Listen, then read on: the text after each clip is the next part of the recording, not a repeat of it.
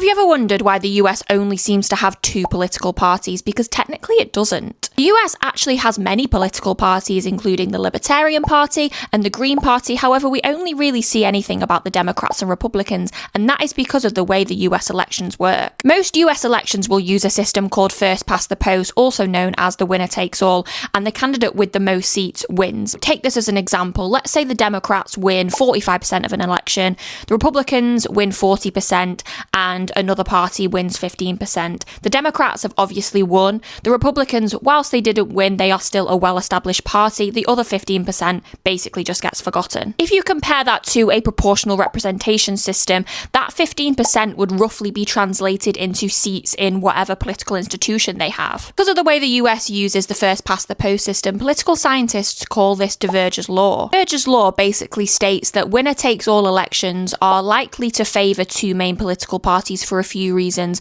The first one being, no one is going to want to vote for a party who is just not going to win or not going to have any kind of representation in the political system. And it also means that politicians can join parties that actually might win. Another huge reason for the US only really having two political parties is the presidency. They only elect one president rather than electing an entire parliament. Because of this, that makes building a large coalition incredibly important to winning the presidency. For example, instead of having socialist or environmentalist or liberalist parties, that will all be included within the Democratic Party. And instead of having conservative, nationalist or religious parties, they will all be included in the Republican Party. In other words, the Democrats and Republicans are not as politically narrow as a lot of political parties around the world. They are essentially just enormous coalitions. In the early years of the US, their politics was dominated by the Federalists and the Democratic Republicans. Later came the Democrats and the Whigs, before the Republican Party emerged in the 1850s, and they basically completely wiped out the Whig Party. So since then, Democrats and Republicans have pretty much dominated American politics.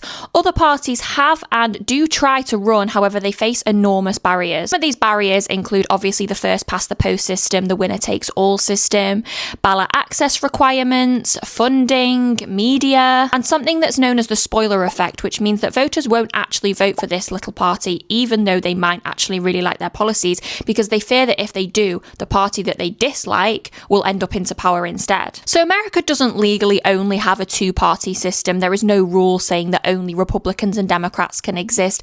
However, it's the system that has basically put them in that position and made them absorb most of the political power, meaning that some of the political battles in other countries with other parties may take place between parties. However, these battles are happening within the Democratic or within the Republican Party.